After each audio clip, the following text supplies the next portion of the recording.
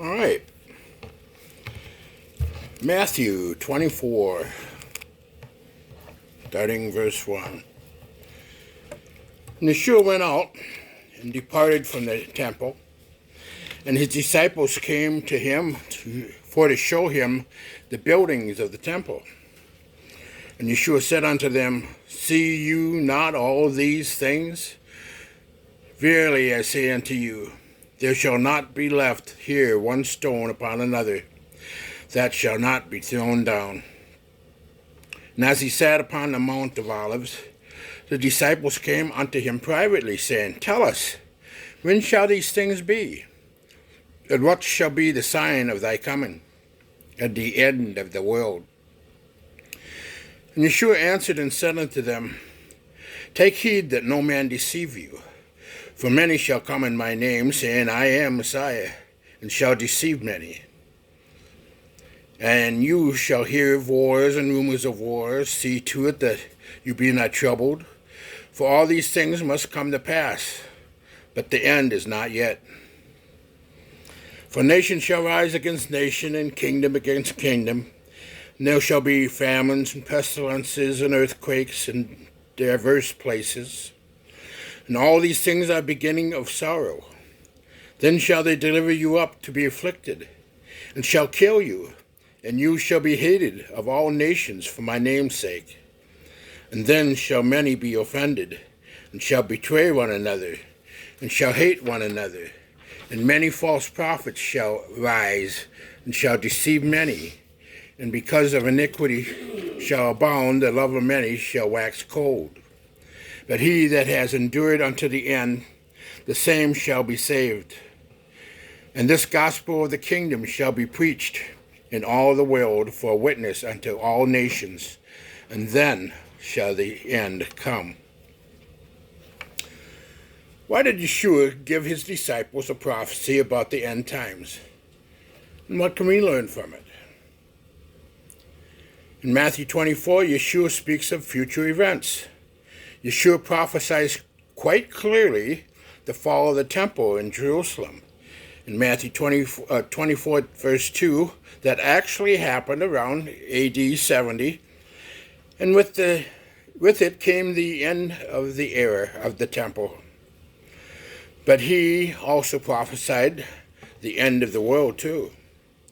And we will be wise to learn from history. You know, someone said history is going somewhere.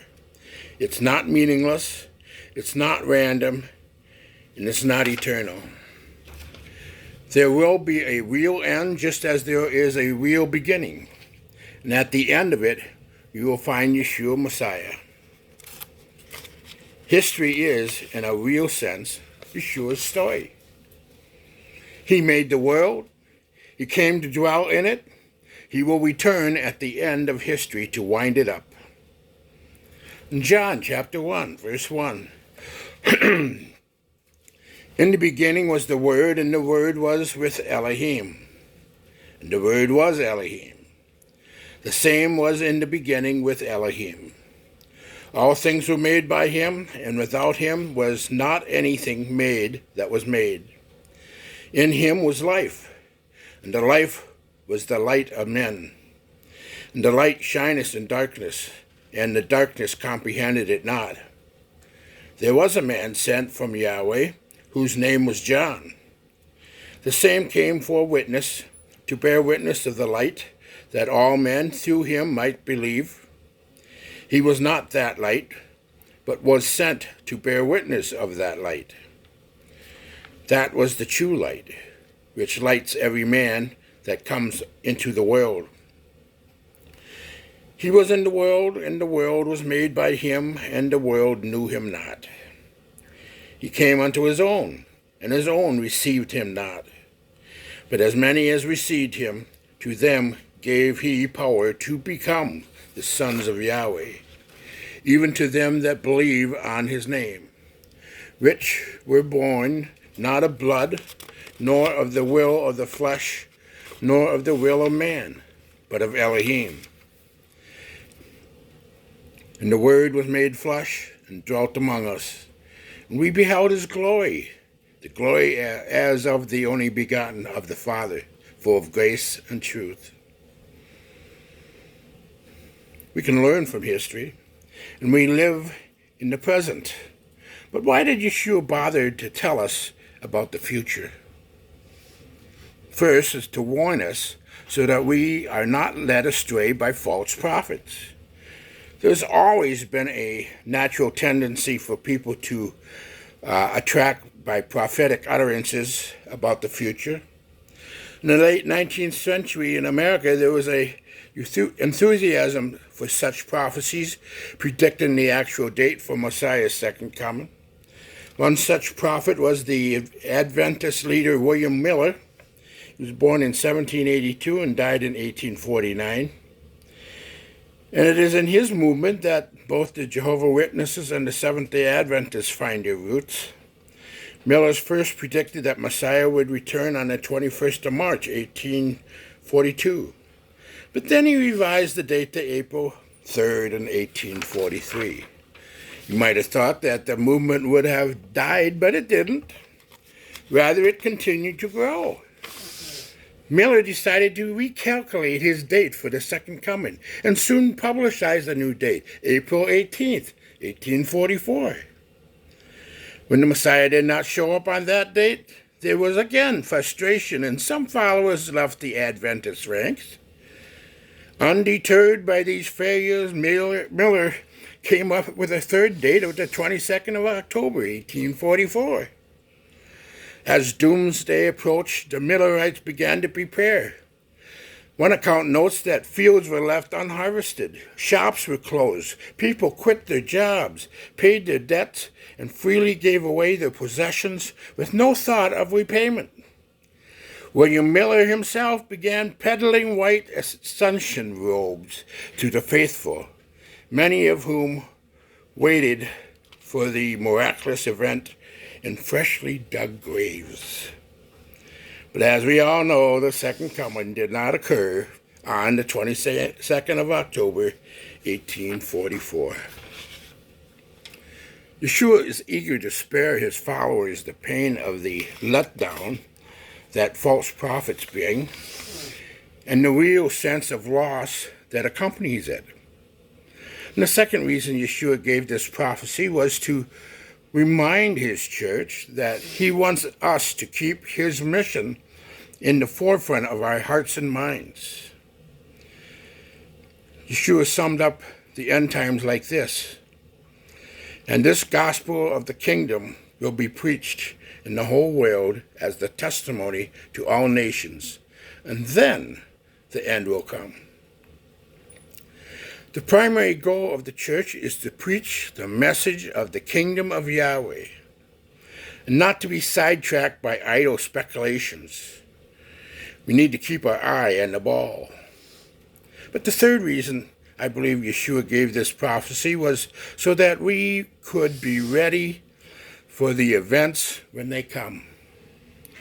It's a bit like hazard lights on the highway. They warn you of a hazard up ahead before you reach it. Many of Yeshua's hearers were going to live through a cataclysmic event, the destruction of the temple in Jerusalem. It turned out to be a terrible siege that lasted 4 years. The city was defended with fanaticism. The Romans tried to starve the people out, and in the end, the inhabitants resorted to cannibalism. Million people were killed, and almost 100,000 were taken into captivity. The 3rd century historian Eusebius records an interesting story. Some believers living in Jerusalem got out just before the siege and fled to Pella in Transjordan. Why? The reason Eusebius gives is that they left in response to an oracle given by revelation, where they were simply heeding Yeshua's voice, his words. Yeshua gave us prophecy so that we will not be led astray by false prophets. And as we see cataclysmic events around us, it's easy to take our eye off the ball. We are called to preach the gospel of the kingdom and not to be caught up in fairy tales. As Martin Luther once reputed to have said, if I knew Christ was coming tomorrow, I would still plant an apple tree. And finally, we need to be ready for the future. There will be an end to this world. Not by our own doing, but when Yahweh's time is right. We don't need to worry. It is in Yahweh's hands. But the question is, will we be ready for it? Matthew 24, verse 36. But of that day and hour knows no man, no, not the angels of heaven, but my Father only. But as the days of Noah were, so shall also the coming of the Son of Man be. For as in the days that were before the flood, they were eating and drinking, marrying and giving in marriage, until the day that Noah entered the ark. And they knew not until the flood came, and took them all away. So shall also the coming of the Son of Man be. Then shall two be in the field, one shall be taken, and one shall be left. Two women shall be grinding at the mill, one shall be taken, and the other left. Watch, therefore, for you know not what hour your master does come.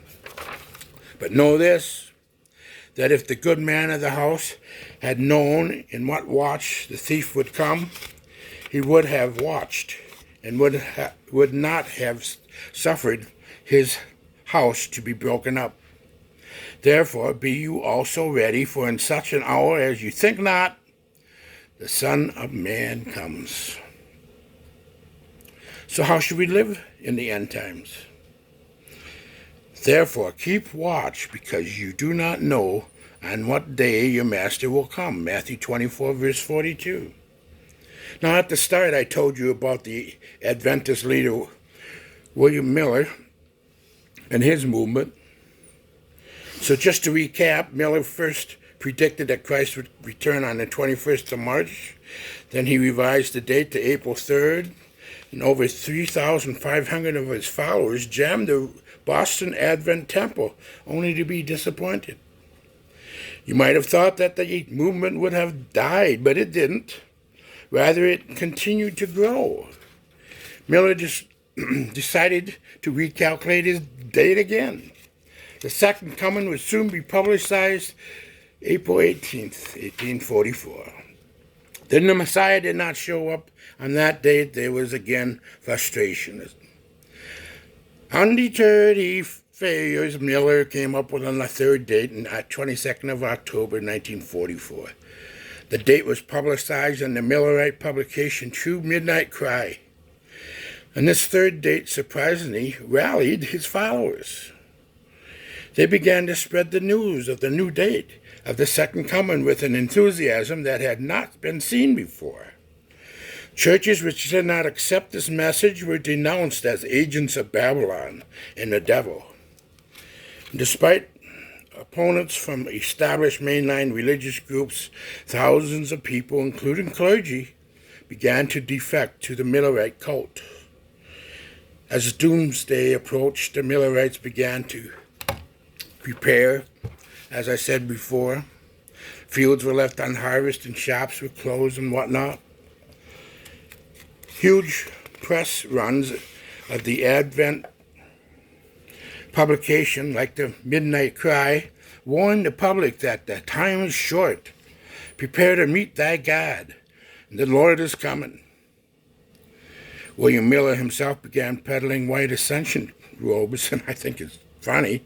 He's making money, knowing that supposedly he's coming back. Why would you want to make money? But hey, he sold them. He's making money. He didn't give away his food or clothing or his job or anything else, but everybody else did. So like we always know, the second coming did not occur on 22nd of October. In fact, if they had read the words of Yeshua from the Bible and believed in them, they would not have taken in by Miller's false prophecy. Having the advantage of time, I am amazed how Hal Lindsey, the late great Planet Earth, ever made it to bestseller list in the 70s. His predictions based on biblical prophecy can now be seen to be so far off beam. But predictions about the end times, like horoscopes, are exceedingly popular. It's interesting that Yeshua refused to be drawn into speculation about the end times.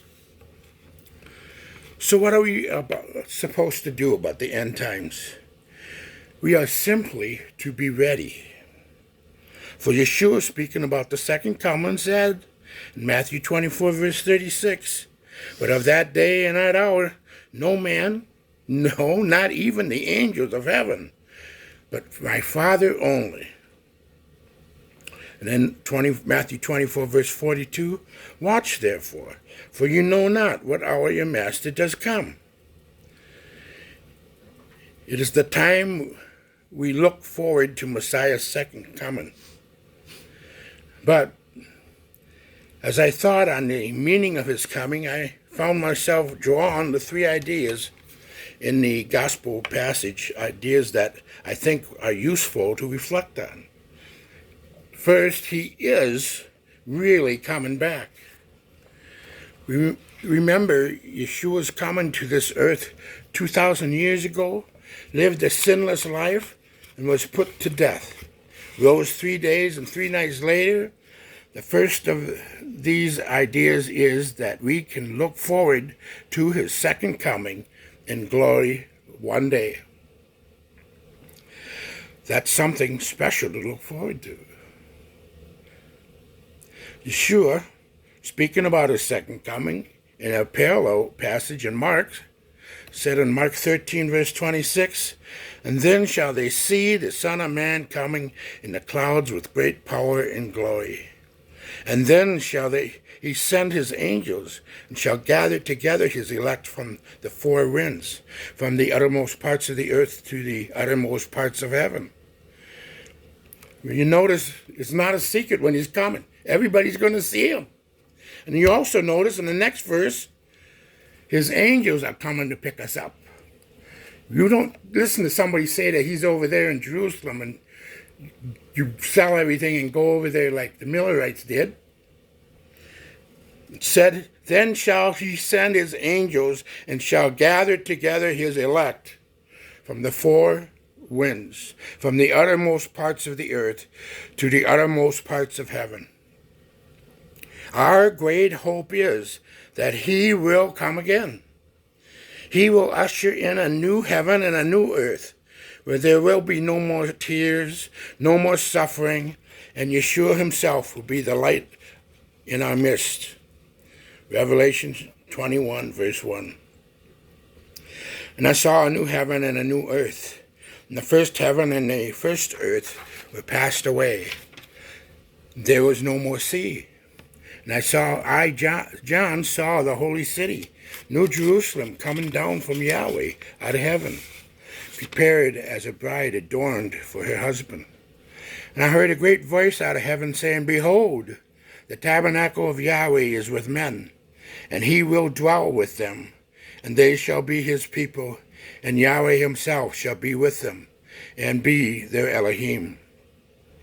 And Yahweh shall wipe away all tears from their eyes, and there shall be no more death, neither sorrow, nor crying, neither shall there be any more pain, for the former things are passed away.'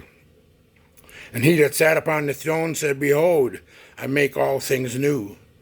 And he said unto me, 'Write, for these words are true and faithful.' And he said unto me, 'It is done. I am Alpha and Omega, the beginning and the end. I will give unto him that is athirst of the fountain of the water of life freely. He that overcomes shall inherit all things, and I will be his Elohim, and he shall be my son.'" Revelation 22, verse 1. "And he showed me a pure river of water of life, clear as crystal, proceeding out of the throne of Yahweh and of the Lamb. In the midst of the street of it, And on either side of the river was there the tree of life, which bare 12 manner of fruits, and yielded her fruit every month. And the leaves of the trees were for the healing of the nations. And there shall be no more curse, but the throne of Yahweh and of the Lamb shall be in it. And his servants shall serve him, and they shall see his face, and his name shall be in their foreheads, and there shall be no night there. No need for a candle, neither light of the sun, for Yahweh Elohim gives them light, and they shall reign forever and ever. Perhaps we should live our lives all the year round preparing for this event. The second idea from this passage is that Yahweh still has work for us to do here on the earth. We are called to live our life in our communities, loving our neighbor and ourselves, and sharing the good news of Yahweh's kingdom and his Messiah with our neighbors. In our gospel reading today, Yeshua had this to say about the time in which we are living, leading up to the second coming. In Matthew 24:32, watch therefore, for you know not what hour your master does come. But know this, that if the good man of the house had known in what watch the thief would come, he would have watched, and would not have suffered his house to be broken up. Therefore be you also ready, for in such an hour as you think not, the Son of Man comes. The thief is the devil, and he will come and try to steal your time. He will try to steal your loyalty. He will try to steal your faith. He will try to steal your peace. He will try to steal your happiness. He will try to steal your health. He will try to steal your freedom in the Messiah, and he will try to steal your marriage. You name it, the devil's out to get it. The only way to foil the devil is to be on our guard and study the Bible. We are a deeply spiritual, inquisitive nation. How else can we account for the avid addiction to horoscopes and national press on the television? I find that a lot of people would pore over the Bible fascinated by the prophecies of Revelation, but few of them would go further and commit their lives to Messiah. Yeshua wants us to focus on living the believer's life today and not dreaming of the future. He wanted us to be secure in the knowledge that he will come again, but he does not want us to be stargazing. At Yeshua's ascension in Acts 1, verse 10 and 11, the disciples were left staring into the sky. Two angels were sent to remind them that Yahweh still has a mission for them. In Acts 1, verse 10, and while they looked steadfastly towards heaven as he went up, behold, two men stood by them in white apparel, and which also said, Ye men of Galilee, why are you staring or gazing up into the heaven? This same Yeshua, which is taken up from you into heaven, shall also come in like manner as you have seen him go into heaven. Yahweh has a mission for us, to preach the gospel, to preach the good news of his kingdom to those around us in a way that we live and in what we say. Let's not be found wanting when he returns. Watch, be alert. The final thought I would like to leave you with from our reading is that Yeshua wants us to be alert. He wants us to be so well schooled in the scriptures that we cannot be taken by false prophets such as the Millerites were 180 years ago. Challenge everything you hear from the pulpit. Ask yourself this question: does what is being preached coincide with Scripture?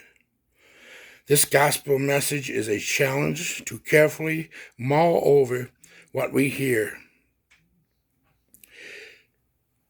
Our gospel reading encourages us to know that one day Yeshua will return in glory, that Yeshua wants us to go on living as if he was coming tomorrow, as they say in the military, to be on red alert. If he came tomorrow, would you be embarrassed by what he would find you doing? And Yeshua wants us to be on our guard against being led astray by false prophets and teachers. Study his word. Be able to say, that don't sound about right. Where is that found in the Bible? And look into it. Yahweh bless you with wisdom and eyes to see his truth.